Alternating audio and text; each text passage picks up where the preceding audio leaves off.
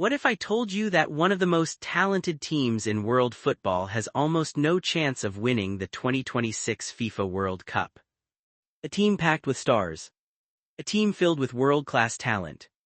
A team that millions of fans believe could finally lift football's biggest trophy. That team is Portugal. And before Portuguese fans flood the comments, hear me out. Because when you look beyond the highlights, beyond the big names, and beyond the hype, a disturbing picture starts to emerge.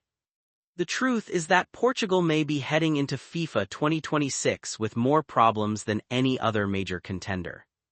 From an aging superstar, to tactical questions, to psychological scars that refuse to disappear.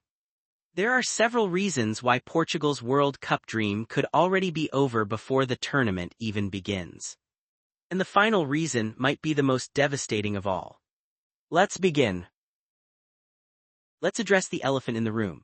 Cristiano Ronaldo, one of the greatest players in football history, a legend, a goal machine, an icon. But FIFA 2026 isn't about what Ronaldo achieved in the past, it's about what he can do in the future. By the time the World Cup arrives, Ronaldo will be over 41 years old. Think about that for a second, 41, at an age when most footballers have been retired for years. Now, does that mean Ronaldo is a bad player? Absolutely not. He can still score goals, he can still produce moments of magic. But World Cups are brutal, they're fast, they're intense, they're physically demanding, and every 4 years football gets faster. The biggest concern isn't Ronaldo's ability, it's whether Portugal becomes too dependent on him. We've seen this story before. When teams rely too heavily on one superstar, everything becomes predictable. The attack slows down, the creativity disappears.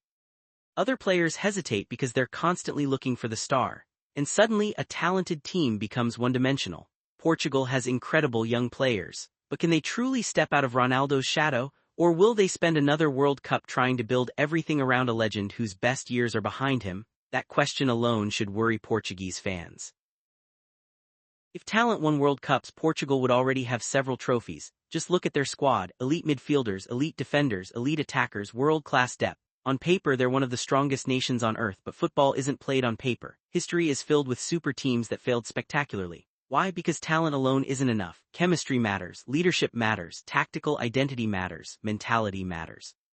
The greatest international teams had something special. They played as one unit. Every player knew exactly what their role was. Sometimes Portugal looks like a collection of stars rather than a perfectly connected machine. And against elite opponents, that difference becomes enormous. One mistake, one misunderstanding, one tactical breakdown, that's all it takes to end a World Cup dream.